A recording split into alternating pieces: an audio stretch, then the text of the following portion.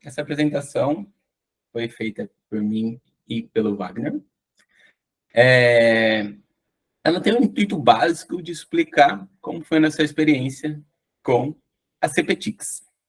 Tá? Pode falar, né?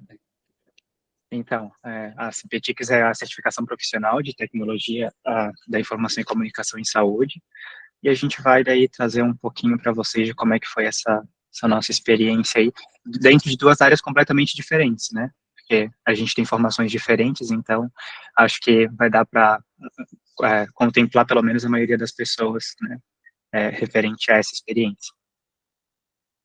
Exato, até de background, né? Como eu me formei, como você se formou, os cursos que você já fez, além da graduação, né?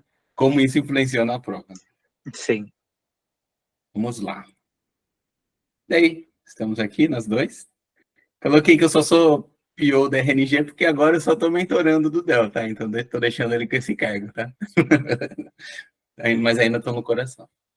Tá? Então, pode falar. E eu, então, desde quando entrei no laboratório, estou aqui na equipe de suporte e continuei firme e forte.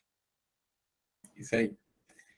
Então, aqui já dá para ver que a gente tem diferenças, né? Eu sou da área de produto, Wagner na área de suporte, ele formado na área de enfermagem, formado na área de TI.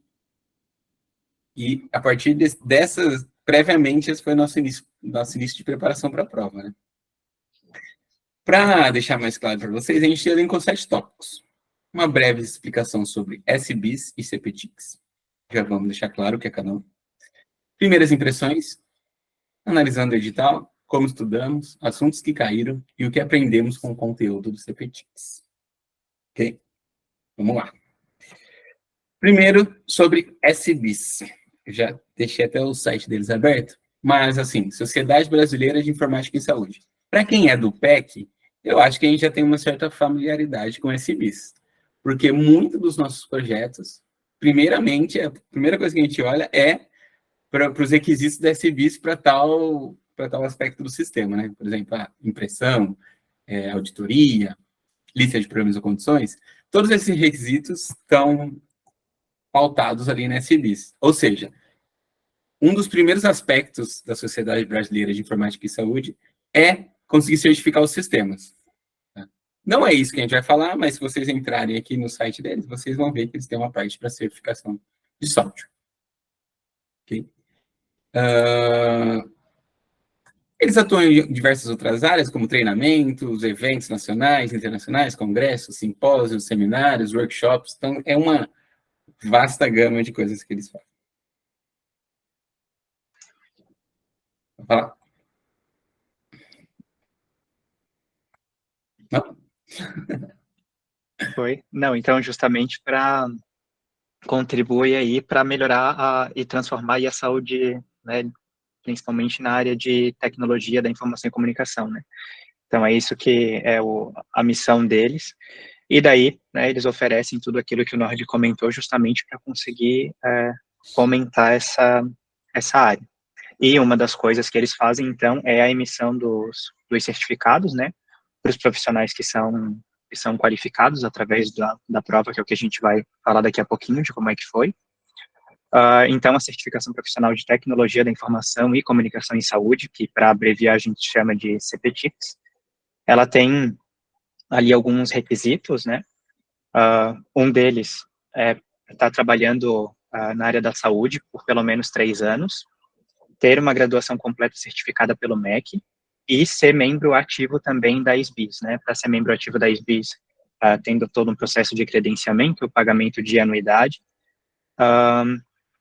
E ali dentro desses 3 anos tem 2 áreas só que não se aplicam, que agora, se eu não estou enganado, é ciências biomédicas e alguma biomedicina aplicada a uma área específica, e uma outra formação também, que são as duas que não exige a formação ali de 3 anos trabalhando na área. Mas são as únicas 2 exceções, todas as outras, tendo uma graduação aí certificada pelo MEC, precisa ter esses 3 anos.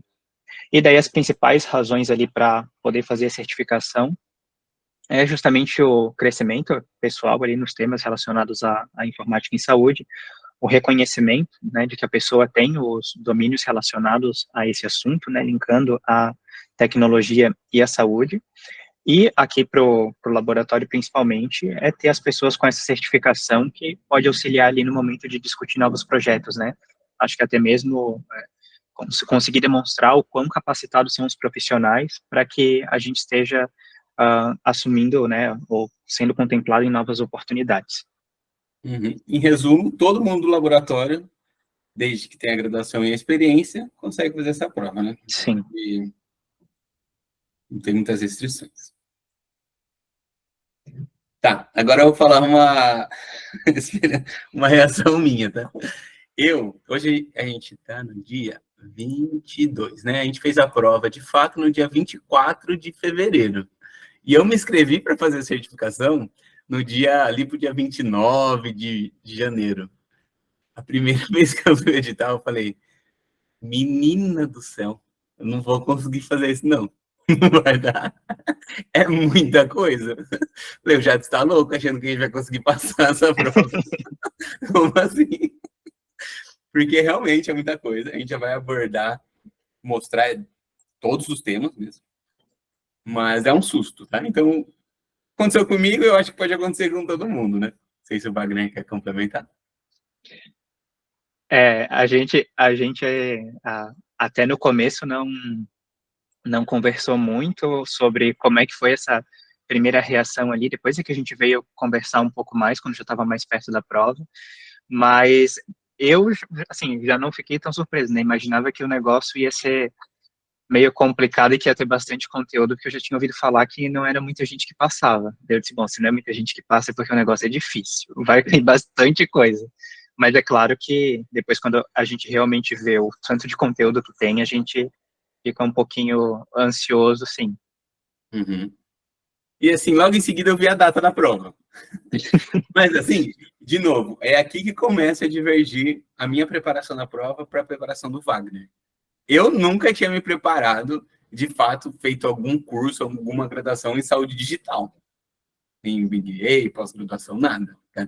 Sempre foi na TI e durante todo o meu tempo no laboratório, aprendendo sobre os temas, principalmente da atenção primária, né? E eu achei que era por Então, tempo. Então, eu tive que me organizar de forma diferente para conseguir encaixar todos os assuntos do edital. Né? sim. No meu caso, ajudou um pouco, porque logo em seguida eu entrei de férias, né? Então tive um tempinho a mais para poder estudar. E também como a minha área de graduação é na área da saúde, então as questões relacionadas à saúde foram um pouco mais tranquilas, tanto que foi o que eu menos precisei revisar.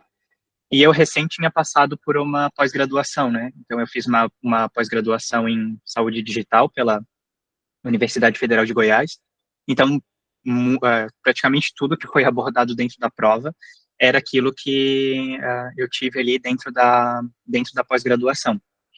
É claro que algumas coisas se aprofundaram um pouco mais ali na questão da prova, por isso eu tive que dar uma revisada boa em alguns aspectos, principalmente naquilo que eu tenho um pouco mais de dificuldade, que é relacionado à parte de tecnologia mesmo, quando a gente fala de HL7, quando a gente fala de OpenIHR, são algumas coisas que eu não tenho tanto domínio, porque não é minha área de formação. Mas eu já estava, assim, previamente preparado, então o que eu fiz foi mais pegar boa parte daquilo que eu já tinha feito na pós-graduação e revisar, né? Eu conseguir fazer tudo a tempo. Perfeito. Eu, por outro lado, comecei a entender a prova de uma maneira metalinguística, digamos assim, né? Como que ela é estruturada, como as perguntas são feitas, quais são os principais tópicos. Eu estudei ela sem me aprofundar em nenhum assunto, né? Busquei algumas referências dentro do laboratório de pessoas que já estudaram ou que queriam fazer e já tinham prestado a prova. E eu deixei aqui duas indicações, tá? Primeiro é o Drive do CPTIX, que já tem algumas coisas organizadas. Em especial, para quando você for começar a estudar, quer dizer, antes até de começar a estudar, começar a entender a prova, eu gostei do Talk que eu usei. Inclusive, foi a pessoa que aplicou a prova para mim lá no dia, né, em São Paulo.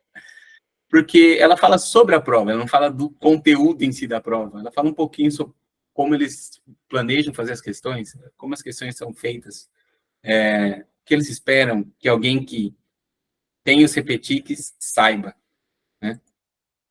E também outro vídeo aqui esse moço aqui, peraí, Renato Marcos. Ele tem muito material, tá? Ele é bem conhecido na área. E ele tem um vídeo falando exatamente sobre a certificação, o que é, como participar, dicas e truques. Então, tem umas manhas também para você saber antes de começar a estudar sobre a prova, né? O Renato, até por alguns anos, se eu não estou enganado, quando eu estava ali vendo o vídeo, ele foi um dos profissionais que auxiliou ali no início, né, dessas provas. Então, ele tem bastante conhecimento, bastante domínio. Tanto que ele até tem um curso que é destinado especificamente para a realização dessa prova.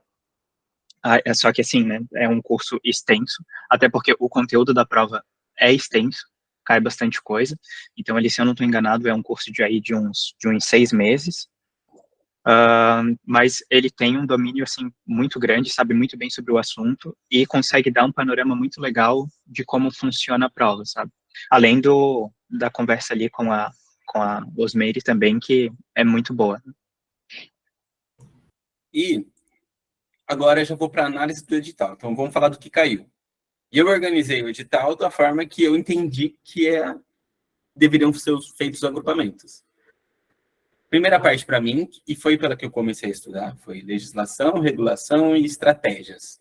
Aqui tem LGPD, tem a PNIS, que é a Política Nacional de Formação em Informática em Saúde, padrões de interoperabilidade, estratégia de saúde digital para o Brasil, por assim vai, né? Então, muita legislação, regulação, como cada um tem que atuar, como cada projeto tem que atuar, até onde o escopo de um vai, onde o do outro não vai.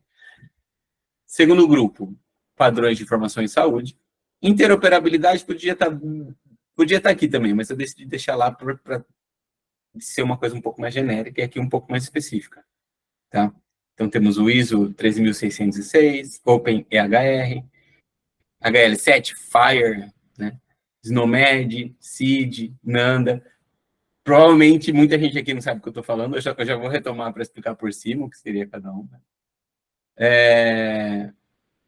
Terceiro grupo, um pouco mais da área de saúde, mais relacionado aos sistemas eletrônicos, então, de prontuário eletrônico do paciente, telesaúde, gestão dos sistemas de informação como recurso estratégico fundamental para a saúde, né?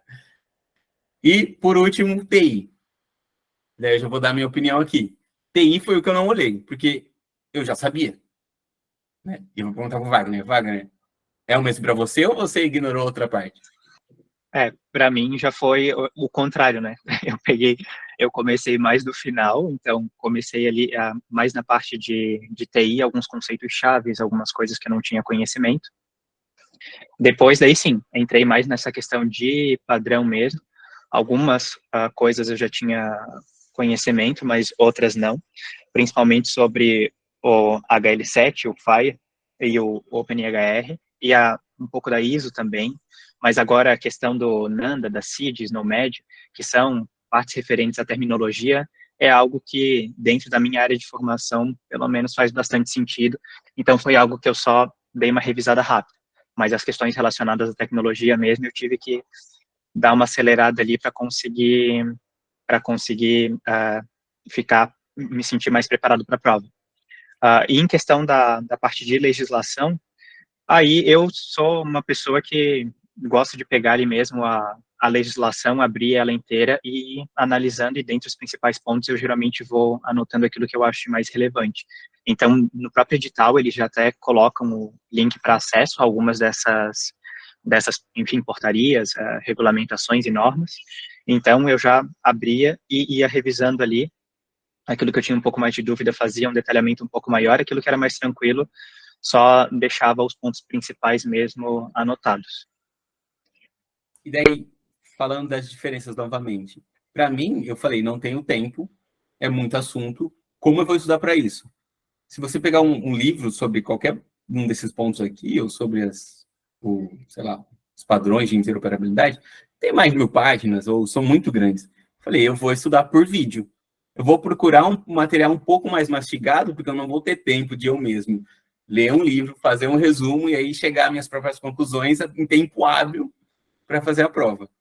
E é por isso que aqui tá tudo com esse underline aqui, né? Porque são os vídeos que eu usei que eu achei mais pertinente em cada tópico, entendeu? Por exemplo, eu li a portaria ali da LGPD, da lei da LGPD, só que o Wagner deve ter tido a mesma sensação que eu. Falei, mas tá falando português isso daqui? Né? Sim. E daí, porque eu fiz isso exatamente por isso, porque já tinha alguém que traduzia de uma linguagem que eu não conhecia para a linguagem mais familiar para mim, né? Perfeito, Amelie, com certeza tem muito conteúdo. Né?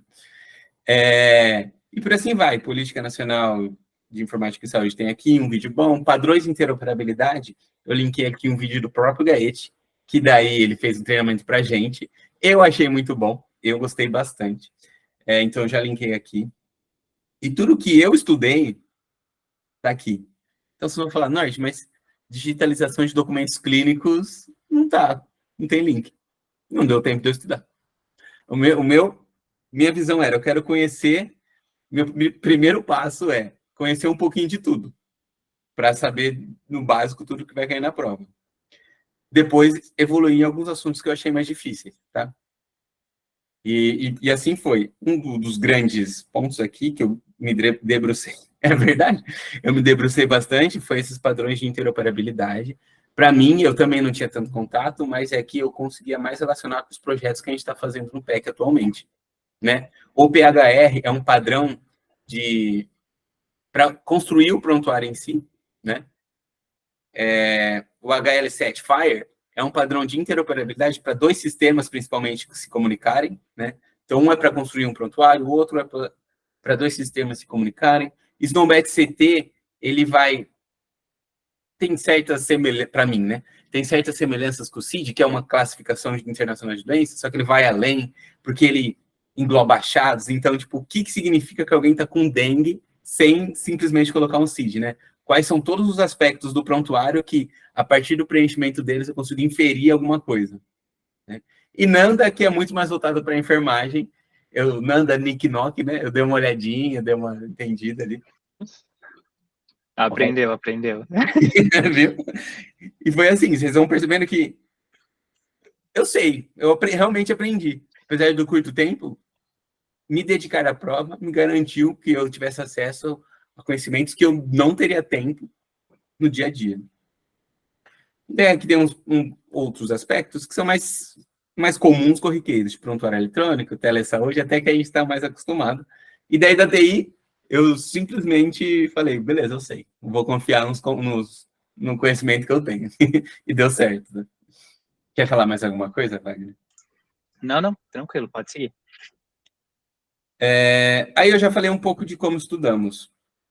Eu só queria falar, então, primeiro eu organizei tudo que ia cair na prova, depois eu estudei, e eu vi os vídeos, mas eu fazia resumo também, né, para fixar o que eu estava vendo nos vídeos. Um ponto que eu achei legal, que me garantiu uns truques, uma facilidade para fazer a prova, é, por exemplo, eu vou estar avançando um pouco no próximo tópico, mas daí vocês vão ver que tiveram diversos temas que caíram na prova, né? Mas se eu colocar assim, telesaúde, questão concurso.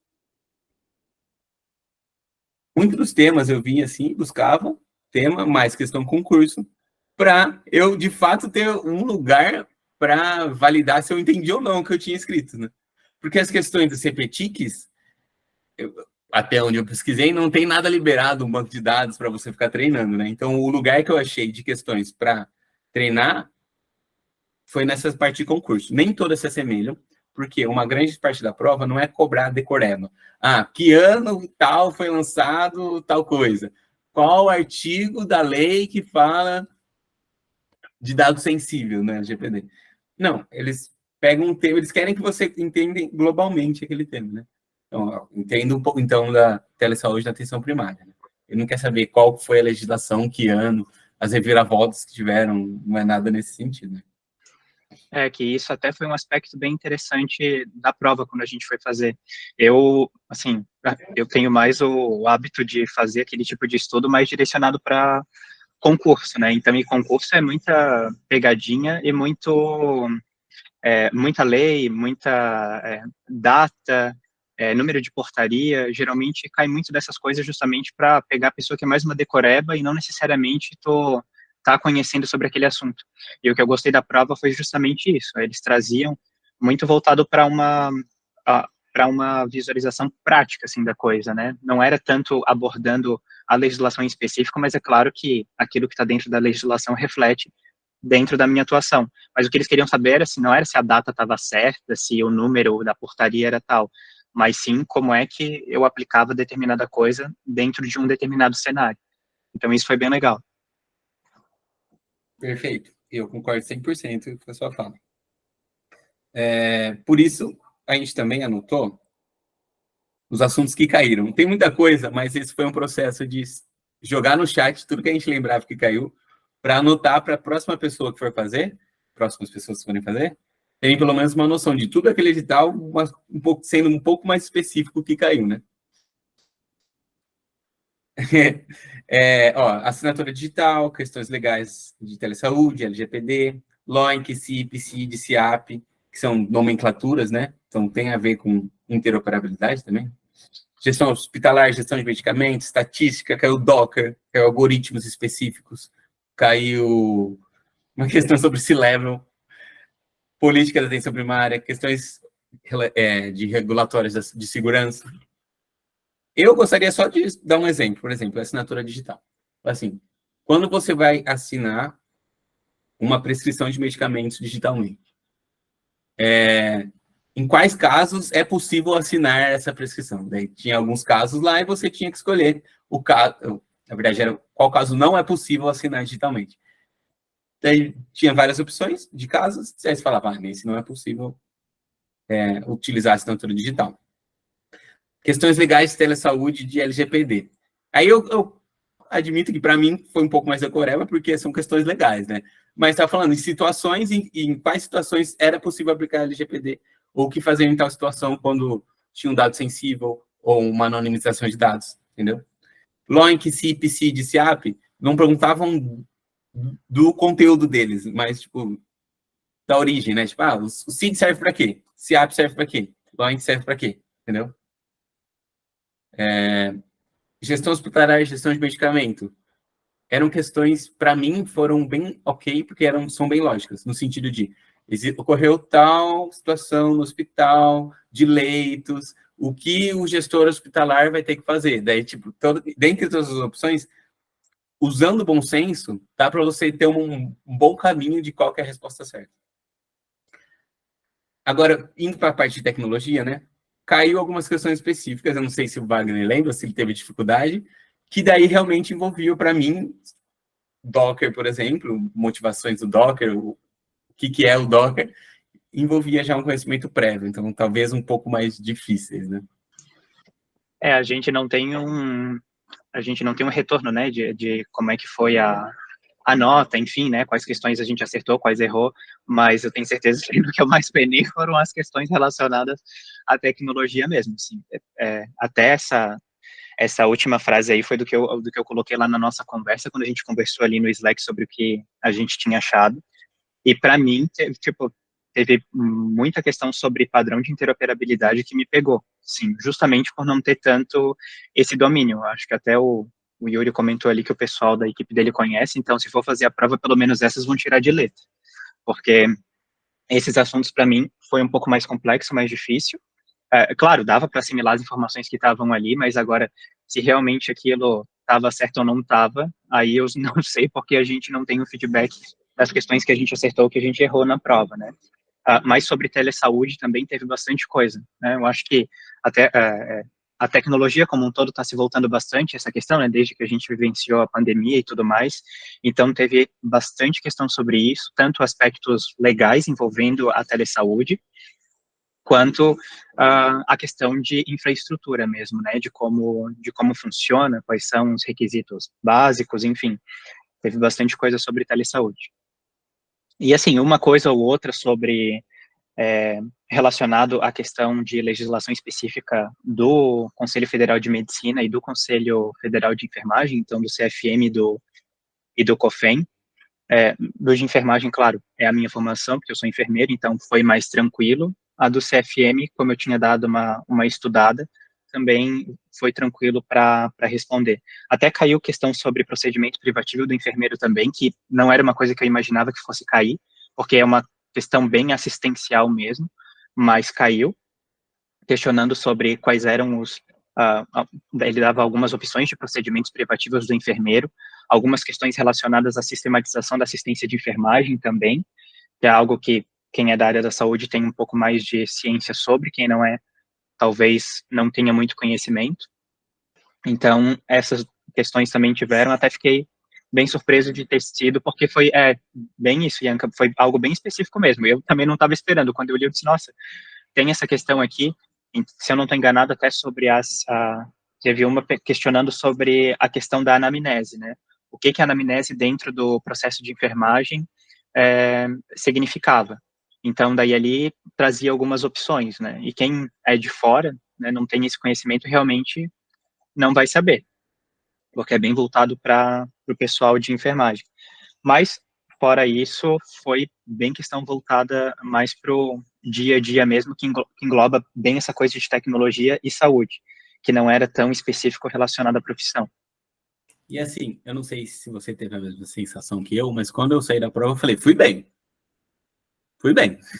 Eu, se eu passei ou não, não sei, mas eu consegui acertar e me identificar o ponto de todas as questões, saber se eu estava no o rumo que eu estava, o rumo da questão, qual que era a certa. Eu tinha uma ótima noção, né? Só que Sim, você precisa de 70% para acertar, para passar, né? Então, é isso que eu fiquei pensando, mas será que eu acertei 70%? Então, tipo, sim.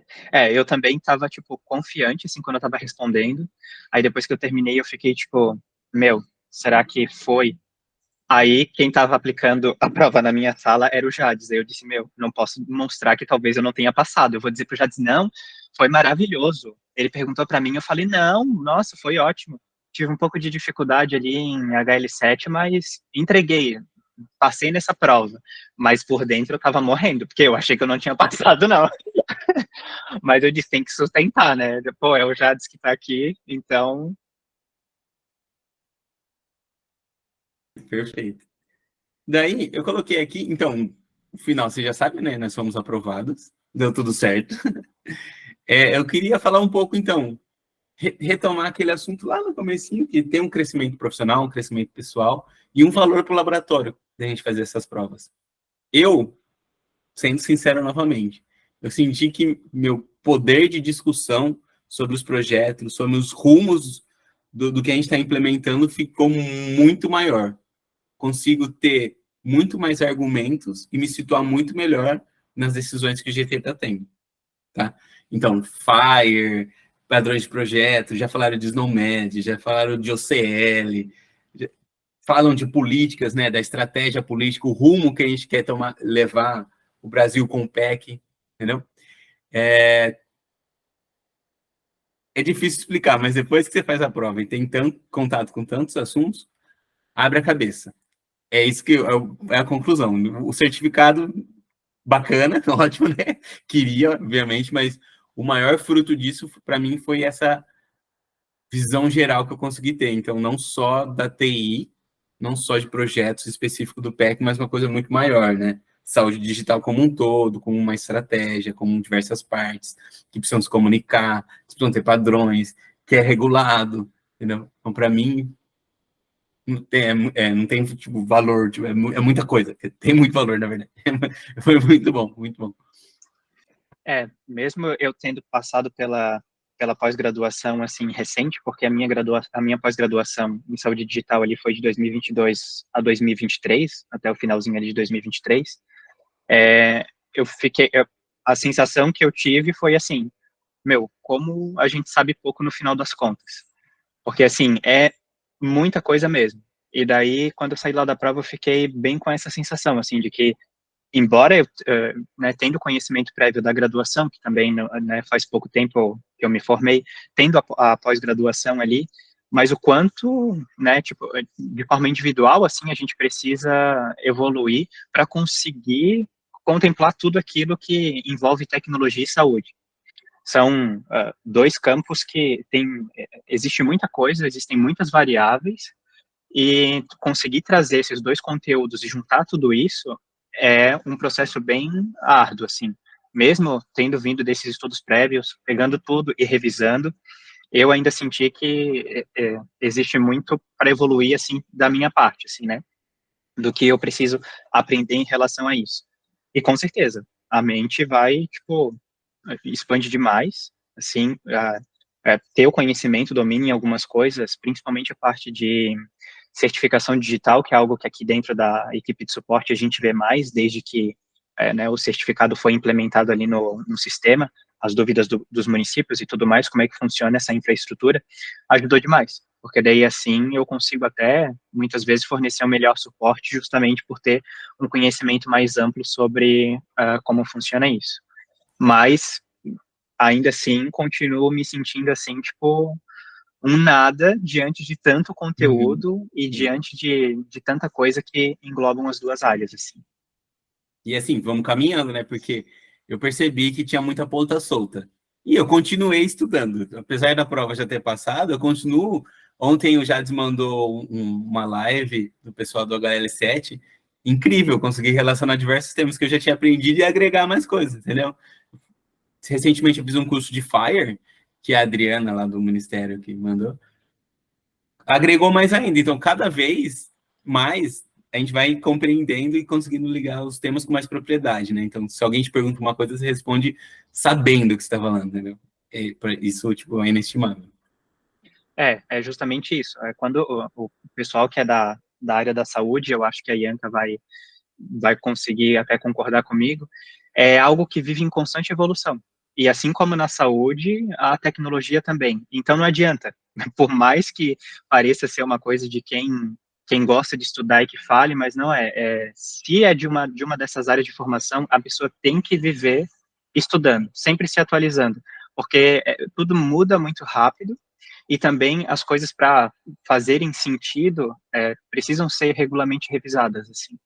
Então, a dica é justamente essa, assim, na medida do possível, para quem talvez vá ter o interesse de fazer essa prova num futuro, é justamente aos poucos, assim, pega um assunto, trabalha um pouquinho sobre aquilo ali, aprende, deixa um resuminho guardado, na medida do possível vai lá e revisa esse conteúdo, porque, assim, é muita coisa, e o mais fácil é justamente isso já tá dentro ali da rotina da pessoa, ela ter pelo menos um conhecimento básico para conseguir entender aquilo que está sendo colocado lá na prova. E para finalizar, a gente tem dois convites, né? Primeiro eu vou deixar o Wagner fazer. Então, o do nosso primeiro convite aí para quem tiver interesse é de participar do congresso, né? Então, o Congresso Brasileiro de Informática em Saúde, que é liderado ali pela SBIS. Então, ele vai acontecer na Associação Médica de Minas Gerais, lá em Belo Horizonte, do dia 8 ao dia 11 de outubro. Eles ainda estão aceitando trabalhos, eu acho que está numa segunda fase ali. A submissão de trabalhos vai até o dia 30 de abril. Então, quem tiver interesse, vai ser muito bacana, tenho certeza. Não é muito barato? Não é muito barato. Mas, sempre do que eu ouço falar, pelo menos, eu também nunca participei desse congresso em específico, mas dizem que o congresso é muito bom, agrega muito. Então, para quem tiver interesse, até mesmo de submeter trabalho também, se alguém tiver interesse em falar sobre algum tema, a gente pode, sei lá, se reunir, ver alguma coisa para a gente poder conversar sobre isso. E ali o tema central deles, eles trazem a saúde digital, saúde para todos, bem com o intuito de promover a discussão ali sobre equidade, inclusão e a transformação de como a saúde é entrega, tornando ela mais acessível, eficiente e personalizada. Eu acho que, inclusive, tem tudo a ver com o que a gente trabalha aqui, né, falando especificamente do projeto ali no ESUS. E o outro convite é façam a prova. Vai ter mais uma prova esse ano. A gente só não colocou no slide porque não achamos no site ali da SBIS a data. Mas eu acho nós achamos, né, que vai ser em outubro, mais para o final do ano, ali nesse período. Né? Então, façam, mesmo se não se achar preparado, mesmo se não passar, com certeza, o conhecimento que você vai ter dessa primeira tentativa vai fazer você passar na segunda, né? Porque vai agregar muito. Né? Alguém levantou a mão? Acho que o Jades tinha levantado, mas ele disse que depois ele fala. E daí, até... Isso, até para também falar uma coisa que eu lembrei agora, essa certificação também não é algo que tu faz uma vez e depois só alegria. Tem uma renovação a cada 3 anos, né? Então a gente vai passar por esse sufoco de novo da prova daqui a 3 anos. Mas é óbvio que a gente já vai estar muito mais preparado, porque sabe como foi essa primeira experiência, vai ter um tempo maior, porque, né, a gente já vai estar ali atento a quando vai ser essa prova. Também já tem um conteúdo mais estruturado, mais organizado para poder fazer. E é a cada 3 anos justamente com esse intuito, né, de saber se o profissional ainda continua capacitado para poder ter essa certificação.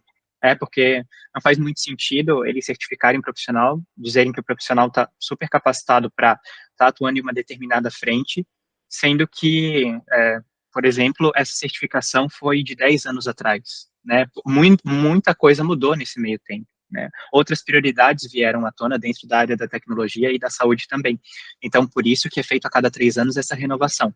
A única forma de não precisar fazer a prova é atingir uma pontuação mínima relacionada, no caso, aí, a uma série de coisas, né? Publicação em artigo, né? Publicação de artigo, mestrado, doutorado, enfim, eles têm uma tabelinha lá direitinho. Mas vou dizer para vocês que para conseguir atingir aqueles pontos ali, com certeza a pessoa vai estar bem atualizada, porque não é fácil, não são poucos pontos ali dentro de 3 anos que tu precisa completar para não precisar fazer a prova. Então, a única outra alternativa aí dentro disso é tendo essa pontuação mínima ali que eles colocam. É isso então, né? Caso alguém queira falar, já levantou a mão. Pode falar.